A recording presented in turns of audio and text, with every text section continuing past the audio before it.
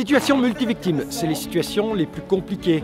Le plus difficile, c'est de trier les victimes, donc de les catégoriser en fonction de des gravités, entre les décédés, les valides, les urgences relatives, les urgences absolues.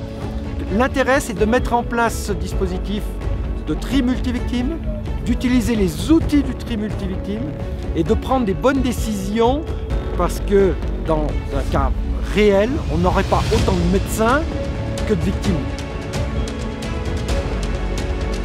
Alors l'alerte, c'est la compagnie du Mont Blanc qui appelle Cordial, donc le PGHM, pour signaler une avarie qui est grave sur la télécabine de Plangerande avec a priori 2 cabines qui ont impacté le sol, donc qui se sont décrochées. Avarie de génie civil très certainement, avec des cabines coincées encore en ligne et 2 au sol. L'intérêt principal d'un exercice comme celui-là, c'est de travailler en équipe mixte.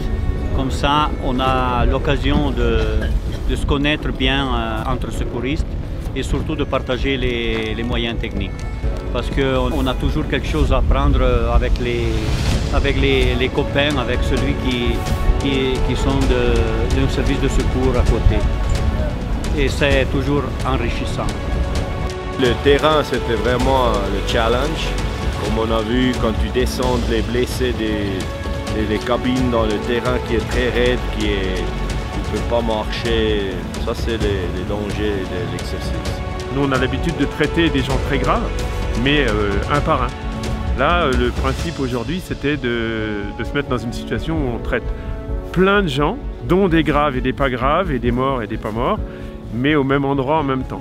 C'est une autre façon de travailler et il faut absolument s'habituer à le faire parce que quand on est dans cette situation-là, il faut changer ses réflexes, il ne faut plus essayer de secourir la première personne qu'on voit qui crie qui n'est pas bien. Il faut se mettre à distance et il faut uniquement faire du tri. Voilà, donc c'est ce qu'on a fait aujourd'hui.